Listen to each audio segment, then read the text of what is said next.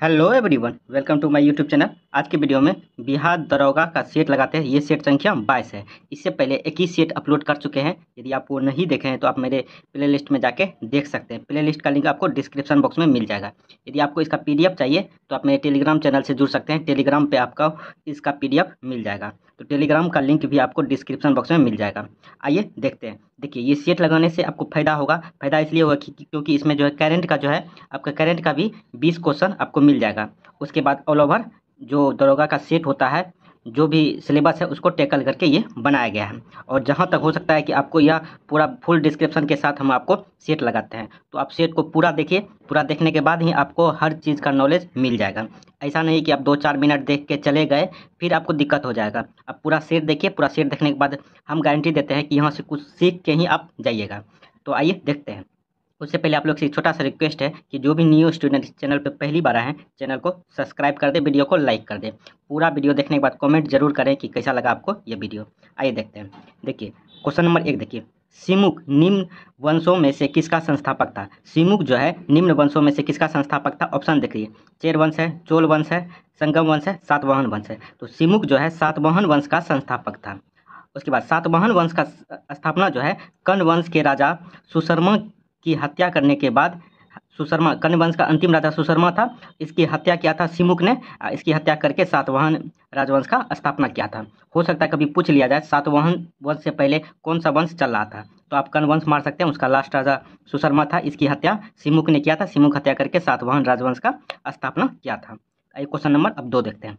देखिए, निम्न में से कौन सा सही सम्मिलित नहीं है? तो कौन सा सही सम्मिलित नहीं है? तो इसका आंसर हो जाएगा इनमें से सभी। इनमें से सभी जो है सही सम्मिलित नहीं है। तो आइए देख लेते हैं सही क्या होगा।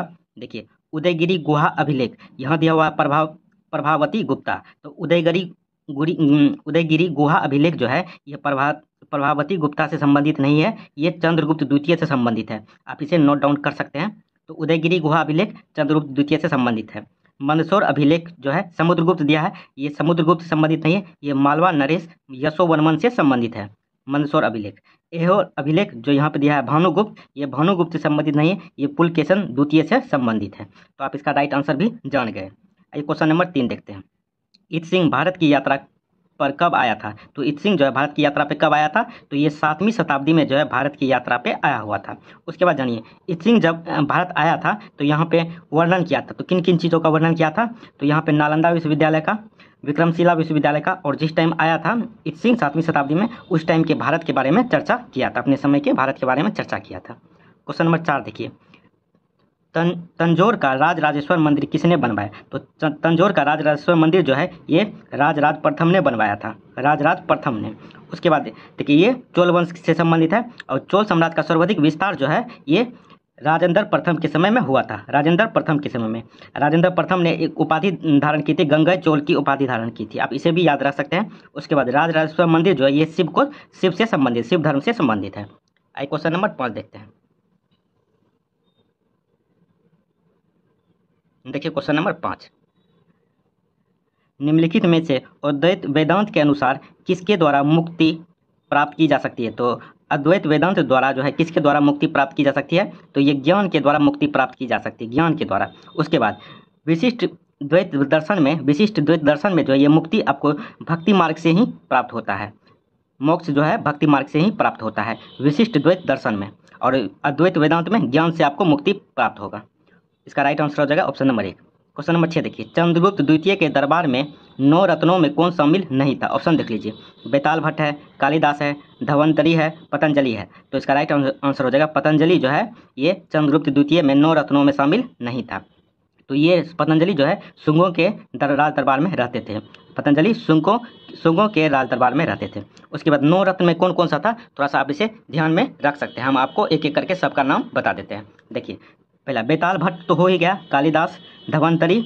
उसके बाद वरामिहिर, घटखपर, शंकु, छपनक, वारारुचि, अमर सिंह। ये 9 व्यक्ति जो है चंद्रगुप्त द्वितीय में 9 रत्न के में शामिल थे। तो आप इसे नोट डाउन कर सकते हैं। आइए क्वेश्चन नंबर 7 देखते हैं। देखिए, किस वायसराय के समय बिहार में भारतीय राष्ट्रीय कांग्रेस का द्वितीय अधिवेशन जो है गया में संपन्न हुआ था? तो किस किसके शासन की वायसराय के शासनकाल में बिहार में जो है राष्ट्रीय कांग्रेस का द्वितीय अधिवेशन हुआ था? तो ये 1922 ईस्वी में हुआ था। और किसके अधिवेशन में हुआ था?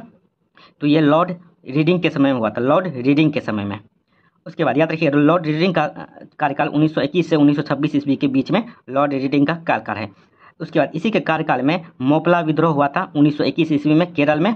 उसके बाद चौरी चौरा कांड भी 5 फरवरी 1922 ईस्वी में इसी के शासनकाल में हुआ था। उसके बाद स्वराज पार्टी का गठन भी इसी के शासनकाल में हुआ था। और स्वराज पार्टी का गठन जो है किसने किया था? आप इसे याद रखते हैं, मोतीलाल नेहरू और चित्तरंजन दास ने इलाहाबाद में स्वराज पार्टी का गठन किया था 1923 ईस्वी में। आप इसे भी ध्यान में रख सकते हैं। देखिए, इससे रिलेटेड जो भी आपको बनता है उसको हम बताते हैं, ताकि आपका हर एक टाइप से आपका तैयारी होता चला जाए। ठीक है, तो आप पूरा वीडियो देखें, उसके बाद ही आपको लगेगा कि हम यहाँ से कुछ सीख के निकले हुए हैं। आइए क्वेश्चन नंबर 8 देखते हैं। देखिए, प्रमुख विद्रोह एवं उसके नेता या नेतृत्वकर्ता का सही मिलान करें। तो प्रमुख विद्रोह और उसके नेता या नेतृत्वकर्ता कौन थे उसका सही इसमें मिलान करना है। देखिए, फकीर विद्रोह है जो 1776 से 77 ईस्वी में चला था। भील विद्रोह है 1825 से 1831 ईस्वी के बीच में चला था। चुआरो विद्रोह 1797 से 98। चेरो विद्रोह 1800 में। देखिए, फकीर विद्रोह का इसका राइट आंसर हो जाएगा, पहले जान लीजिए, ऑप्शन नंबर 1। ठीक है, तो फकीर विद्रोह ये मजनू शाह एवं चिराग अली के बीच में नेतृत्व किया था। उसके बाद भील विद्रोह सेवाराम ने इसका नेतृत्व किया था। चुआरो विद्रोह इसका नेतृत्व दुर्जन सिंह ने किया था। चेरो विद्रोह भूषण सिंह ने इसका नेतृत्व किया था। आप इसे याद रख सकते हैं। क्वेश्चन नंबर 9 देखिए, रैयतवाड़ी व्यवस्था के संबंध में कौन सा कथन सत्य है? तो रैयतवाड़ी के संबंध में जो है कौन सा कथन सही है? तो इसमें जो भी ऑप्शन है सभी ऑप्शन सही है। तो लास्ट में दिया इनमें से सभी, तो इनमें से सभी कथन सत्य है। तो देख लेते हैं। देखिए, पहले जान लीजिए कि रैयतवाड़ी जब लाया गया था शासन व्यवस्था, यह 51% भूमि पे जो है रैयतवाड़ी व्यवस्था थी। भारत की उस टाइम जो है 51% भूमि पे जो है रैयतवाड़ी व्यवस्था थी। तो कभी कभी पूछ लिया जाता है कि कितना % पे रैयतवाड़ी व्यवस्था थी, तो 51% पे। तो आइए देखते हैं, इनमें से सभी आंसर सही है। तो हर एक ऑप्शन को देखिए। इसे मद्रास एवं बंगाल प्रेसिडेंसी के कुछ हिस्से में पेश किया गया था, सही है। आइए ऑप्शन 2 देखते हैं।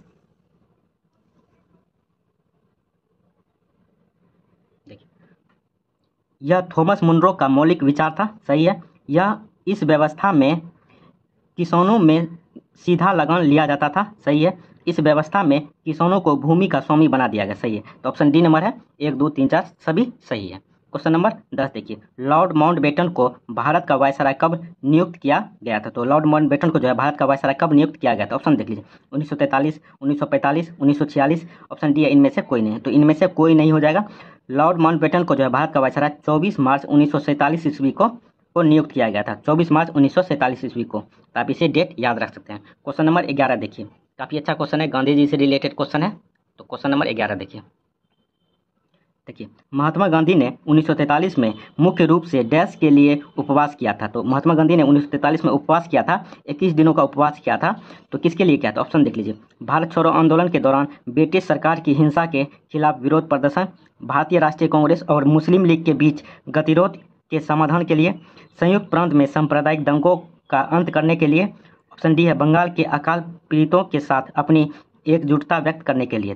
तो महात्मा गांधी ने 1943 ईस्वी में 21 दिनों का उपवास किया था। ये ऑप्शन नंबर 1 भारत छोड़ो आंदोलन के दौरान ब्रिटिश सरकार की हिंसा के खिलाफ विरोध प्रदर्शन करने के लिए किया था, ऑप्शन नंबर 1। तो इसे आप याद रख सकते हैं। क्वेश्चन नंबर 12 देखिए, असहयोग आंदोलन के कार्यक्रम में कौन सा कार्य शामिल नहीं था? तो असहयोग आंदोलन जब 1920 ईस्वी में हुआ था, तो कौन सा कार्य शामिल नहीं था इसमें? तो जो नहीं था उसको पहले देख लेते हैं। ऑप्शन डी नंबर इसका राइट आंसर हो जाएगा, संवैधानिक साधनों के माध्यम से स्वरोजगार प्राप्त करना। ये असहयोग आंदोलन में शामिल नहीं था, बाकी ये तीनों था। तो क्या क्या था? सरकारी कामकाज का बहिष्कार करना सही था। उसके बाद सरकार को पुरस्कार लौटाना था। उसके बाद सरकारी शिक्षण संस्थानों का बहिष्कार करना, ये भी था। उसके बाद इसके अलावा जो है जनता के मनोबल में वृद्धि हुई आंदोलन के पश्चाताप। उसके बाद ब्रिटिश जन विरोधी भावनाएं भी मतलब उभर के सामने आई थी असहयोग आंदोलन के समय में। तो ये सभी कुछ पॉइंट है जो इसे आप ध्यान में रख सकते हैं। क्वेश्चन नंबर 13 देखते हैं।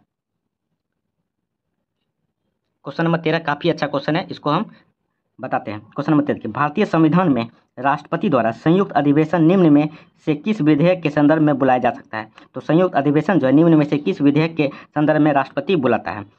देख लीजिए, संयुक्त ऑप्शन 1 है साधारण विधेयक, ऑप्शन बी है संविधान संशोधन विधेयक, ऑप्शन 3 है वित्तीय विधेयक, ऑप्शन डी है, ऑप्शन 4 है धन विधेयक। तो इसका राइट आंसर हो जाएगा 1 और 3।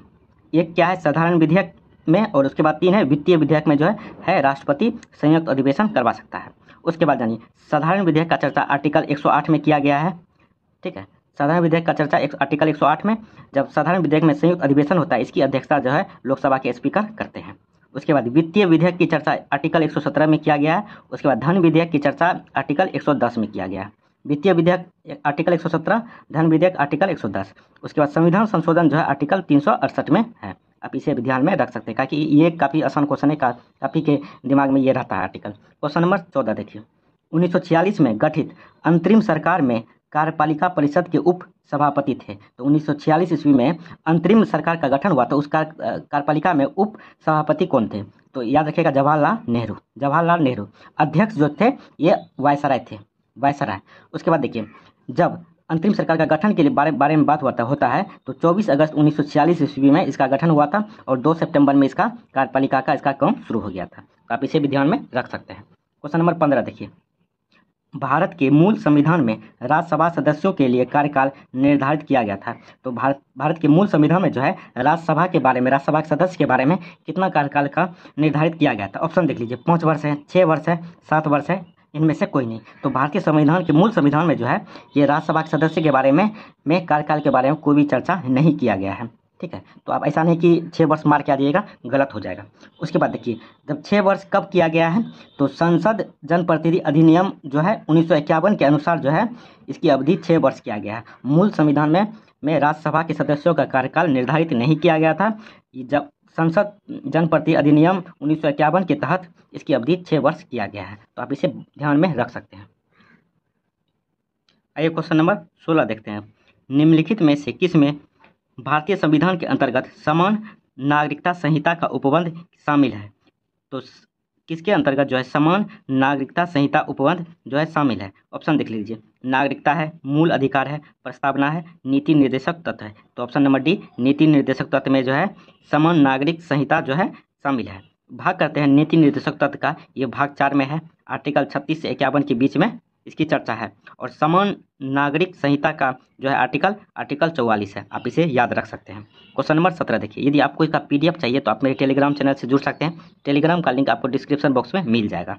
तो आइए क्वेश्चन नंबर 17 देखते हैं, निम्नलिखित में से किस निकाय का भारतीय संविधान में उल्लेख नहीं है? तो किस निकाय का जो है भारतीय संविधान में उल्लेख नहीं है? ऑप्शन देख लीजिए, कैबिनेट, वित्त आयोग, क्षेत्रीय परिषद, अंतर्राज्यीय परिषद। तो इसका राइट आंसर हो जाएगा क्षेत्रीय परिषद का जो है भारतीय संविधान में उल्लेख नहीं है।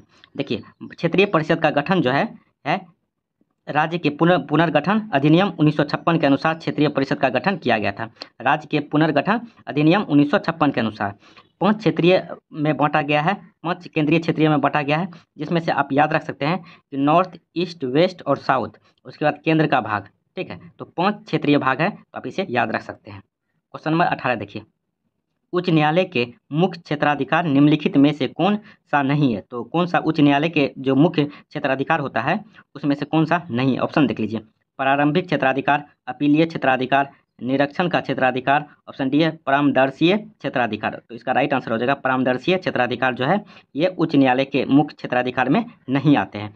इसकी चर्चा करें तो इसकी चर्चा आर्टिकल 143 में किया गया है, सुप्रीम कोर्ट में ये होता है। बाकी ये तीनों जो है हाई कोर्ट और सुप्रीम कोर्ट दोनों में होता है। प्रारंभिक क्षेत्राधिकार, अपीलीय क्षेत्राधिकार, निरीक्षण का क्षेत्राधिकार, ये सुप्रीम कोर्ट और हाई कोर्ट दोनों न्यायालय में होता है। आइए क्वेश्चन नंबर 19 देखते हैं। अब देखिए, निम्नलिखित में से किस राज्य में विधान परिषद नहीं है? तो किस राज्य में जो विधान परिषद नहीं है? तो टोटल जो है 6 राज्य में जो है विधान परिषद है। तो ऑप्शन देख लेते हैं। देखिए, महाराष्ट्र, कर्नाटक, आंध्र प्रदेश, तमिलनाडु। तो तमिलनाडु में जो है विधान परिषद नहीं है। देखिए, महाराष्ट्र, कर्नाटक, आंध्र प्रदेश में, उसके बाद बिहार, यूपी, तेलंगाना। तो 6 राज्य में जो है विधान परिषद है। क्वेश्चन नंबर 20 देखिए, पंचायत चुनाव कराने का निर्णय किसके द्वारा लिया जाता है? तो पंचायत चुनाव जो कराने का निर्णय जो किसके द्वारा लिया जाता है? ऑप्शन देख लीजिए, चुनाव आयोग, केंद्र सरकार, राज्य सरकार, जिला निर्वाचन पदाधिकारी। तो पंचायत चुनाव कराने का अधिकार जो है राज्य सरकार को ये अधिकार है। उसके बाद पंचायत चुनाव का बात करें तो ये 7वीं अनुसूची में राज्य का विषय है। उसके बाद चुनाव का बात करें तो आर्टिकल 243 के में इसकी चर्चा किया गया। तो आप इसे आर्टिकल भी याद रख सकते हैं। 243 के में पंचायत चुनाव कराने का अधिकार जो है राज्य सरकार के पास है। आइए क्वेश्चन नंबर 21 देखते हैं। आप लोग को वीडियो अच्छा लग रहा है तो चैनल को आप लोग जरूर सब्सक्राइब कर दें। देखिए, भारत के सर्वोच्च न्यायालय के कार्यवाहक मुख्य न्यायाधीश की नियुक्ति करता है। तो भारत के सर्वोच्च न्यायालय यानी सुप्रीम कोर्ट की कार्यवाहक मुख्य न्यायाधीश की नियुक्ति जो है कौन करता है? तो इसका नियुक्ति जो है आर्टिकल 126 में चर्चा है। उसके बाद इसका नियुक्ति जो राष्ट्रपति करता है। तो कार्यवाहक मुख्य न्यायाधीश क्या होता है? जब मुख्य न्यायाधीश नहीं हो सुप्रीम कोर्ट में, तो उसके स्थान पे जो कार्यवाहक मुख्य न्यायाधीश की नियुक्ति जो है राष्ट्रपति करता है, ताकि मुख्य न्यायाधीश का काम कर सके। तो इसकी चर्चा आर्टिकल 126 में किया गया है। उसमें सीजीआई यदि नहीं रहे तो उसके स्थान पे कार्यवाहक मुख्य न्यायाधीश की नियुक्ति राष्ट्रपति करता है। ठीक है। क्वेश्चन नंबर 22 देखिए, निम्नलिखित में से कौन सा संविधान संशोधन 8वीं अनुसूची के विषय से संबंधित नहीं है? तो 8वीं अनुसूची भाषा से संबंधित है। उसके बाद इसमें से कौन सा संबंधित नहीं है? तो देख लीजिए, 21वां संविधान संशोधन 1967, 36वां संविधान संशोधन 1975, 71वां संविधान संशोधन 1992, 92वां संविधान संशोधन 2003। तो इसका राइट आंसर हो जाएगा 36वां संविधान संशोधन 1975। ये भाषा से संबंधित नहीं है। तो ये किससे संबंधित है? ये आपको 36वां संविधान संशोधन 1975 जो है सिक्किम को भारत का 22वां राज्य बनाया गया था 36वां संविधान संशोधन 1975 के द्वारा।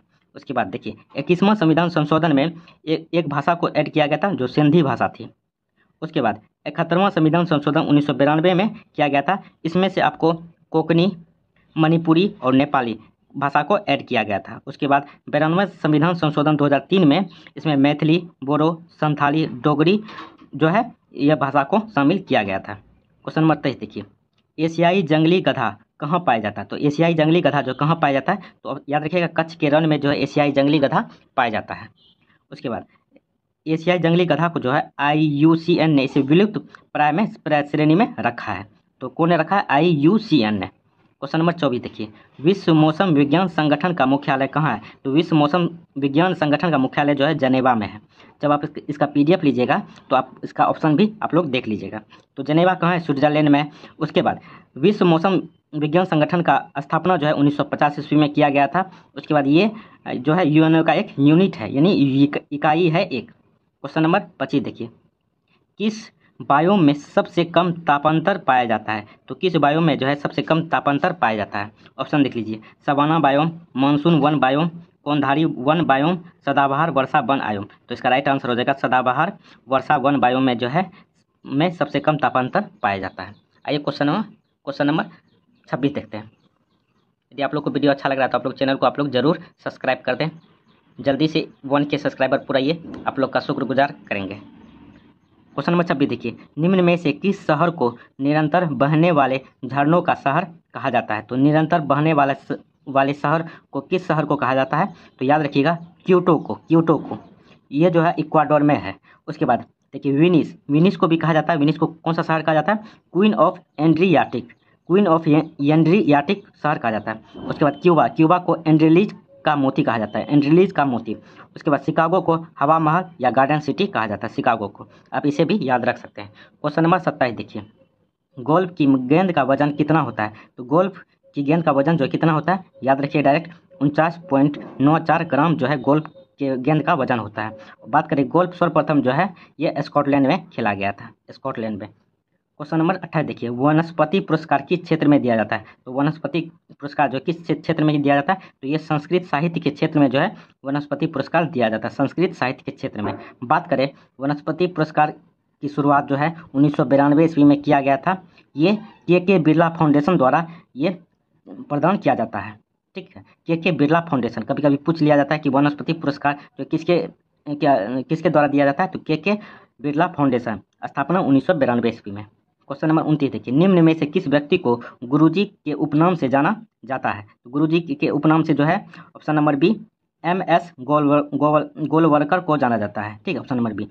उसके बाद रविन्द्रनाथ टैगोर को जो है गुरुदेव के नाम से जाना जाता है। मदन मोहन मालवीय को महामाना के नाम से जाना जाता है। उसके बाद चक्रवर्ती राजगोपालाचार्य को राजा जी के नाम के उपनाम से जाना जाता है। तो आप इसे भी ध्यान में रख सकते हैं। क्वेश्चन नंबर 30 देखिए, लीम और नूरालीम किस राज्य का प्रमुख लोक नृत्य है? काफ़ी अच्छा क्वेश्चन। लीम और नूरालीम जो है किस राज्य का लोक नृत्य है? तो ये नागालैंड का लोक नृत्य है, नागालैंड का। आप इसे याद रख सकते हैं। क्वेश्चन नंबर 31 देखिए, केंद्रीय खनन अनुसंधान संस्थान कहाँ स्थित है? तो केंद्रीय खनन अनुसंधान संस्थान जो है आपका धनबाद में स्थित है। क्वेश्चन नंबर 32 देखिए, भारतीय औद्योगिक विकास बैंक IDBI की स्थापना कब हुई थी? तो IDBI की स्थापना जो काफ़ी बार हम बताए हुए भी थे, 1964 में इसकी स्थापना हुई थी। आइए क्वेश्चन नंबर 32 देखते हैं। 32 देख लिए, 33 देखते हैं। देखिए, मेघालय के नए राज्यपाल कौन बनाए गए हैं? तो मेघालय के नए राज्यपाल जो है कौन बनाए गए हैं? तो याद रखिएगा, P चौहान को जो है मेघालय के नए राज्यपाल बनाए गए हैं। तो यहाँ से आपका करंट का क्वेश्चन शुरू होता है, आप इसे ध्यान से देखिए। P चौहान को जो है मेघालय के नए राज्यपाल बनाए गए हैं। उसके बाद सिक्किम के नए राज्यपाल जो है, सिक्किम के राज्यपाल अभी हैं लक्ष्मण आचार्य। उसके बाद CP राधाकृष्णन जो है झारखंड के अभी राज्यपाल हैं। तो आप इसे भी याद रख सकते हैं। क्वेश्चन नंबर 34 देखिए, सेली ऐप को किस सरकार द्वारा जारी किया गया है? तो सेली ऐप को जो किस सरकार के द्वारा जारी किया गया है? तो ये केरल सरकार के द्वारा जारी किया गया है। बात करें सेली ऐप का कार्य का, तो राज्य में लोगों की जीवन शैली को सुधारने के लिए ये ऐप जारी किया गया है केरल सरकार के द्वारा। क्वेश्चन नंबर 35 देखिए, 10 लीग 4 युद्ध अभ्यास 2023 का आयोजन कहाँ किया गया? तो 10 लीग 4 युद्ध अभ्यास 2023 में इसका आयोजन कहाँ किया गया है? तो याद रखिएगा, उत्तराखंड में इसका आयोजन किया गया है, उत्तराखंड में। बात करें 10 लीग अभ्यास का, युद्ध अभ्यास का, ये भारत और उज्बेकिस्तान के बीच में किया जाता है, भारत और उज्बेकिस्तान के बीच में। क्वेश्चन नंबर 36 देखिए, जल संरक्षण पर पहला अखिल भारतीय शिखर सम्मेलन का आयोजन नई दिल्ली में किया गया, इसका विषय था। तो इसका विषय क्या था? तो इसका विषय था वाटर विजन @247, वाटर विजन @247। इसका आयोजन 5 फरवरी 2023 को इसका मतलब शिखर सम्मेलन हुआ था दिल्ली में, नई दिल्ली में। क्वेश्चन नंबर 37 देखिए, अर्जुन अवार्ड 2022 से सम्मानित श्री अमित का संबंध किस खेल से है? तो अर्जुन अवार्ड 2022 में श्री अमित का संबंध जो है किस खेल से है? तो इसका संबंध जो है बॉक्सिंग से है, याद रखिएगा, बॉक्सिंग से। उसके बाद याद रखिएगा, अर्जुन अवार्ड 2022 में जो है टोटल 25 प्लेयर को अर्जुन अवार्ड दिया गया था। और जब अर्जुन अवार्ड दिया जाता है तो इसमें प्रत्येक खिलाड़ी को जो है 15 लाख की राशि दी जाती है। वहीं बात करें ध्यानचंद खेल रत्न पुरस्कार की, उसमें 25 लाख की राशि दी जाती है, आप इसे याद रख सकते हैं। क्वेश्चन नंबर 38 देखिए, राजा राम मोहन राय पुरस्कार 2023 से किसे सम्मानित किया गया? तो राजा राम मोहन राय पुरस्कार 2023 से जो है किसे सम्मानित किया गया? तो ये जो थे व्यक्ति BK प्रसाद थे, BK प्रसाद को जो है राजा राम मोहन राय पुरस्कार 2023 से सम्मानित किया गया है। बात करें पेगी मोहन, इसे भी एक अवार्ड मिला गया है जो है मातृभूमि book of the year award 2023, मातृभूमि book of the year award 2023। तो ये सब करंट का क्वेश्चन है, तो आप इसे ध्यान में रख सकते हैं। आइए क्वेश्चन नंबर 39 अब देखते हैं, राष्ट्रमंडल खेल 2022 में सबसे कम उम्र के एथलीट कौन थे? तो राष्ट्रमंडल खेल 2022 में सबसे कम उम्र के एथलीट जो है कौन थे? तो ये थे अनाहत सिंह, अनाहत सिंह, याद रखिएगा। इसका संबंध जो स्क्वैश खेल से था, स्क्वैश खेल से। बात करें राष्ट्रमंडल खेल का आयोजन की बात करें तो इसका आयोजन बर्मिंघम में किया गया था, इंग्लैंड में हुआ था इसका आयोजन। क्वेश्चन नंबर 40 देखिए, किस खिलाड़ी के नाम पर रायबरेली स्थित हॉकी स्टेडियम का नाम रखा गया? तो किस खिलाड़ी के नाम पे जो रायबरेली में जो हॉकी स्टेडियम का नाम रखा गया? तो ये रानी रामपाल के नाम पे रखा गया, रानी रामपाल के नाम पे। बात करें रानी रामपाल की, ये वर्तमान में जो हॉकी टीम की कैप्टन है, महिला हॉकी टीम की कप्तान है। क्वेश्चन नंबर 41 देखिए, वर्ष 2023 में किसे, क्वेश्चन नंबर 40 देखिए, 41 देखते हैं। देखिए, वर्ष 2023 में किसे एबल पुरस्कार हेतु चुना गया? तो एबल पुरस्कार हेतु जो है इसे लुइस कैफेरेली को चुना गया, लुइस कैफेरेली को। बात करें तो ये एबल पुरस्कार जो है गणित के क्षेत्र में दिया जाने वाला पुरस्कार है, और किस देश के द्वारा दिया जाता है? ये नॉर्वे के राजा प्रतिवर्ष गणित के क्षेत्र में जो है एबल पुरस्कार देते हैं। तो आप इसे भी याद रख सकते हैं, किस क्षेत्र में दिया जाता है? तो गणित के क्षेत्र में। और किस देश के द्वारा दिया जाता है? तो नॉर्वे देश के द्वारा प्रदान किया जाता है, नॉर्वे के जो राजा है वो प्रदान करते हैं। तो इस बार 2023 में लुइस कैफेरेली को मिला है। तो ये सब करंट का क्वेश्चन है, तो आप देख सकते हैं। क्वेश्चन नंबर 42 देखिए, किसने कॉल बिफोर यू डिग नाम से ऐप जारी किया? तो कॉल बिफोर यू डिग नाम से जो है जारी किया गया ऐप किसने किया है? तो ये इसका ऐप क्या जारी नरेंद्र मोदी ने किया है, जो भारत के PM है, प्राइम मिनिस्टर ऑफ इंडिया। बात करें तो इनका संबंध जो है सड़क के खुदाई से है। कॉल बिफोर यू डिग जो का संबंध जो है सड़क के खुदाई से संबंधित है।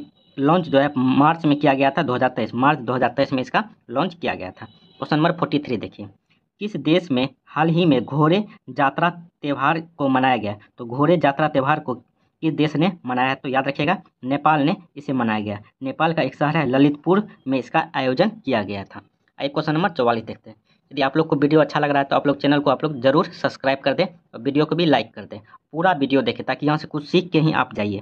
देखिए क्वेश्चन नंबर 42, अंतर्राष्ट्रीय वन दिवस 2021 का विषय है। तो अंतर्राष्ट्रीय वन दिवस 2021 का विषय क्या था? तो इसका विषय था forest and health, forest and health जो है 2021 का विषय था। बात करें अंतर्राष्ट्रीय वन दिवस जो है 21 मार्च को मनाया जाता है। 21 मार्च को जो है अंतर्राष्ट्रीय वन दिवस मनाया जाता है। क्वेश्चन नंबर 45 देखिए, एनबीडी के नए सदस्यों के रूप में किसे शामिल किया गया? तो एनबीडी के नए सदस्य देश के रूप में किसे शामिल किया गया? तो ये मिस्र को शामिल किया गया है, मिस्र को। बात करें एनबीडी का फुल फॉर्म का, ब्रिक्स न्यू डेवलपमेंट बैंक होता है। इसकी स्थापना बात करें तो एनबीडी की स्थापना जो है 2009 में किया गया था, तो आप इसे भी याद रख सकते हैं। क्वेश्चन नंबर 46 देखिए, हाल ही में किस संसद की सदस्यता लोकसभा सचिवालय द्वारा निरस्त किया गया? तो राहुल गांधी का जो सदस्यता लोकसभा सचिवालय के द्वारा है निरस्त किया गया।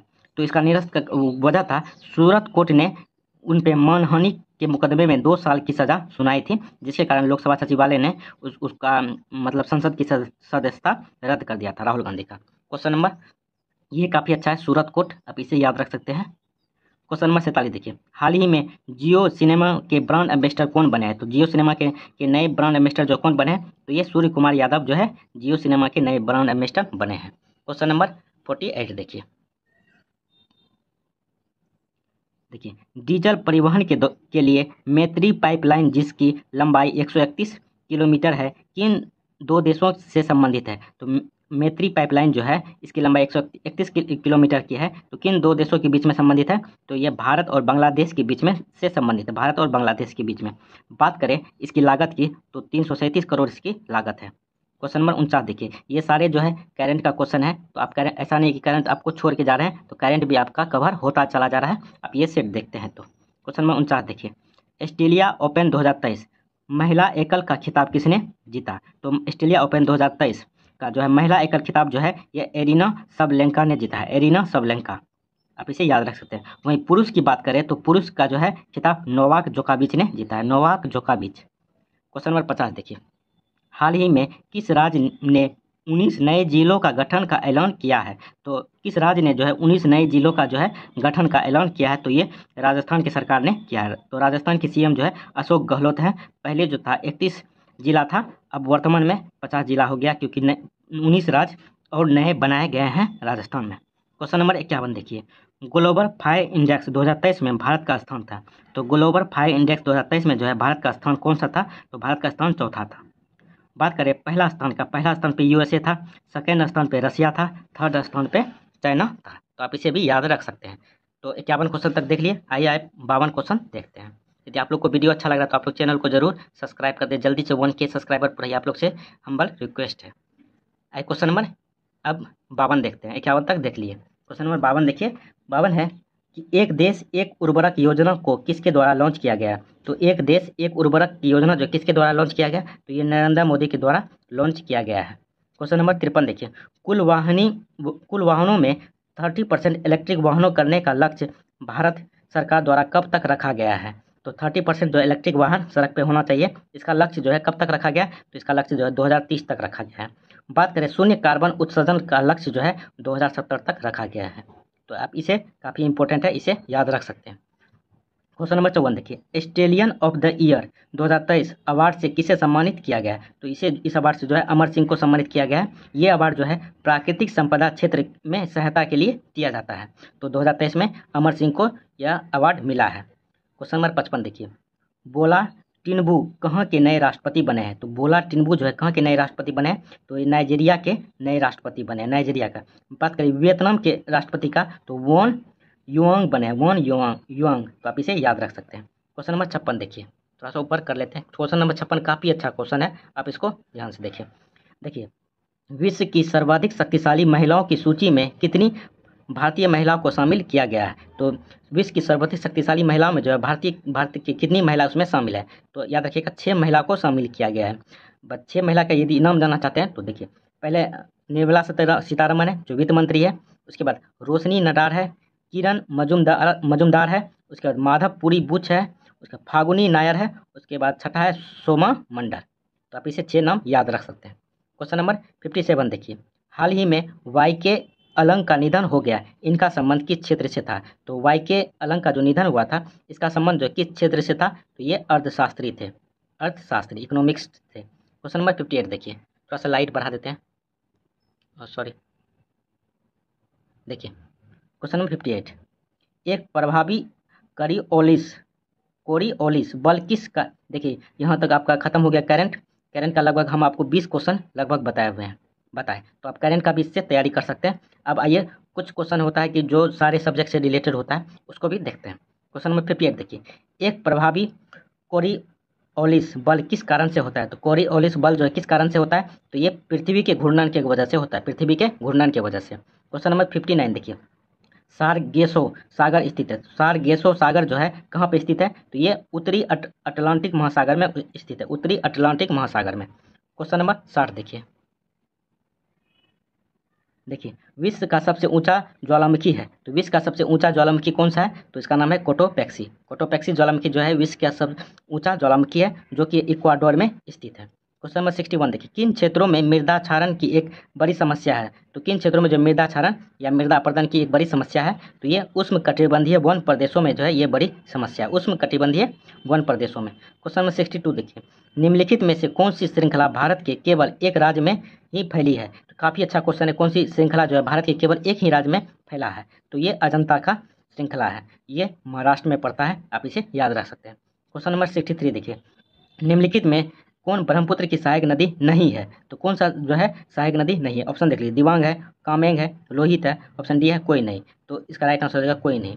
तो ये सभी जो है दिबांग, कामेंग, लोहित जो है ब्रह्मपुत्रा की सहायक नदी है। जब ब्रह्मपुत्र अरुणाचल प्रदेश में प्रवेश करती है तो उसका नाम दिहांग हो जाता है। अरुणाचल प्रदेश के बाद असम में प्रवेश करती है तो उसका नाम ब्रह्मपुत्रा हो जाता है। असम से जैसे बांग्लादेश में प्रवेश करती है तो उसका नाम जमुना हो जाता है। और गंगा और जमुना का जब ब्रह्मपुत्रा का जब यहाँ संगम होता है उसके बाद उसका नाम मेघना पड़ जाता है। तो आप इसे भी याद रख सकते हैं, आप लोग को जानकारी होगा ही। तो ब्रह्मपुत्रा की लंबाई की बात करें, इसकी टोटल लंबाई 2918 किलोमीटर है।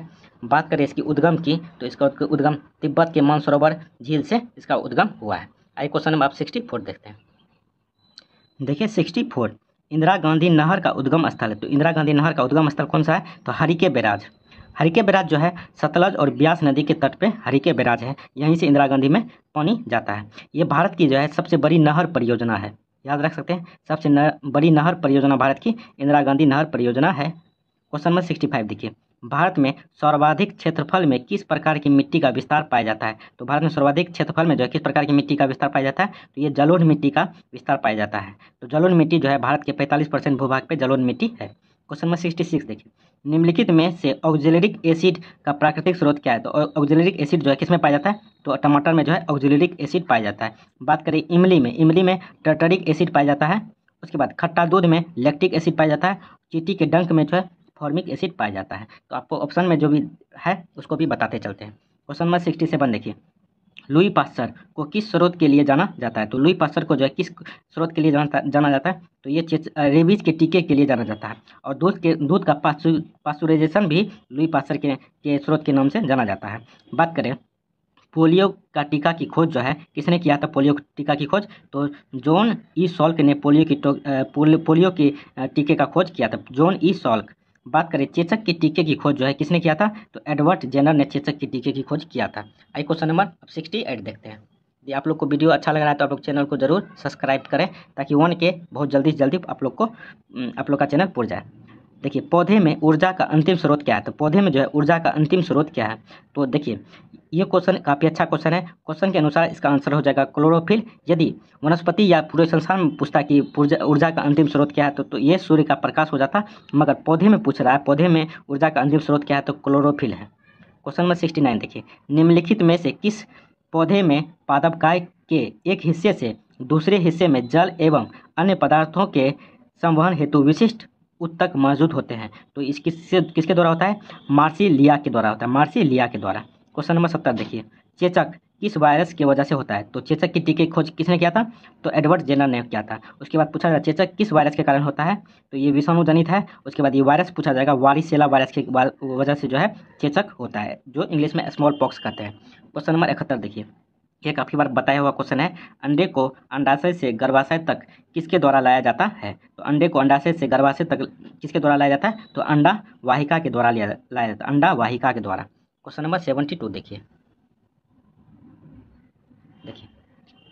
अस्थि कोशिका एक हार्ड मैट्रिक्स में अंतः स्थापित होती है जो निम्न में से किसका बना होता है। तो अंतः कोशिकाएं जो एक हार्ड मैट्रिक्स से बना होता है, तो इसमें से स्थापित होती है। तो ये किसका बना होता है? तो ये कैल्शियम और फास्फोरस का बना होता है, कैल्शियम और फास्फोरस। क्वेश्चन नंबर 73 देखिए, निम्नलिखित में से कौन सा अंग मनुष्य के उत्सर्जन तंत्र का भाग नहीं है? तो उत्सर्जन तंत्र का भाग नहीं है, तो ये गर्भाशय जो है उत्सर्जन तंत्र का भाग नहीं, ये प्रजनन तंत्र का भाग है। बात करिए गुर्दे, मूत्रवाहिनी और मूत्र मार्ग जो है ये उत्सर्जन तंत्र का भाग है।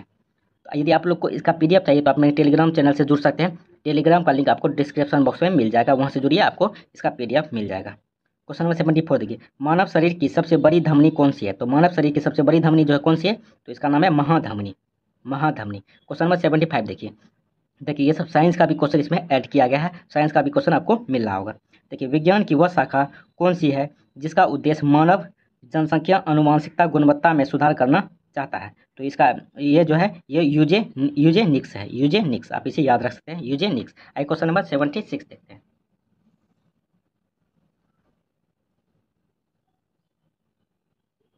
देखिए 76, कोशिका की वह बृहत्तम आवरण कौन सा है जो कोशिका के अवयवों को उसके ब्रह्म वातावरण से अलग करती है? तो इसका नाम प्लाज्मा झिल्ली कहलाता है, प्लाज्मा झिल्ली। क्वेश्चन नंबर 77 देखिए, निम्नलिखित में से क्या संबंध है? देखिए कार्बन, सिलिकॉन, बोरॉन, आर्सेनिक, ये सभी है, तो इनमें से कौन जो संबंध रखता है कौन सा होगा? ऑप्शन देख लीजिए, ये सभी धातु है, ये सभी गैर धातु है, ये सभी गैसें हैं, इनमें कोई समानता नहीं है, तो ये सभी जो है गैर धातु है, सभी गैर धातु यानी नॉन मेटल है। क्वेश्चन नंबर 78 देखिए, गर्म करने पर कैल्शियम कार्बोनेट का कैल्शियम ऑक्साइड और कार्बन डाइऑक्साइड में अपघटन निम्नलिखित में से किस अभिक्रिया का उदाहरण है? तो ये किस अभिक्रिया का उदाहरण है? ये तापीय अपघटन अभिक्रिया का उदाहरण, तापीय अपघटन अभिक्रिया का जो है ये उदाहरण है। क्वेश्चन नंबर 79 देखिए, फिनाफेथलीन को सिरके में डालने पर घोल का रंग कैसा हो जाता है? तो फेनाफेथलीन जो सिरके में जो है कौन सा एसिड पाया जाता है? तो एसिटिक एसिड पाया जाता है। तो इसको एसिटिक एसिड में डालने के बाद इसका रंग कैसा हो जाता है? तो ये रंगहीन हो जाता है, रंगहीन। बात करें फेनाफेथलीन का जो है यदि बेस में डाला जाए तो इसका रंग गुलाबी हो जाता है, रंग जो है गुलाबी हो जाता है। एसिड में डालने के बाद रंगहीन और बेस में डालने के बाद जो है इसका रंग गुलाबी हो जाता है। आइए क्वेश्चन नंबर 80 देखते हैं। क्वेश्चन नंबर 80 देखिए, निम्नलिखित में से कौन सा संतृप्त हाइड्रोकार्बन है? तो संतृप्त हाइड्रोकार्बन किसको कहते हैं? जिसमें कार्बन जो है सिंगल बॉन्ड रहे सब में, ठीक है, तो उसी को जो है संतृप्त हाइड्रोकार्बन कहते हैं। तो कौन सा जो है संतृप्त हाइड्रोकार्बन है? तो मीथेन, ठीक है। एग्जाम्पल में आप याद रख सकते हैं C2H6 C3H6, जब इसका स्ट्रक्चर बनेगा तो सिंगल बॉन्ड से ही सभी जुड़ा हुआ है। क्वेश्चन नंबर 81 देखिए, सोने को तांबे के साथ किस लिए मिश्रित किया जाता है? तो सोने में जो है तांबा मिश्रित किया जाता है, तो किसके लिए मिश्रित किया जाता है? तो ये जो है सोने को कठोर बनाने के लिए तांबे का यूज किया जाता है सोने में मिला के। क्वेश्चन नंबर 82 देखिए, निम्नलिखित में से कौन सी धातु उभयधर्मी ऑक्साइड बना सकती है? तो उभयधर्मी क्या हुआ? आप याद सकते हैं, जो एसिड और बेस दोनों के साथ अभिक्रिया करता है तो उसे उभयधर्मी कहते हैं।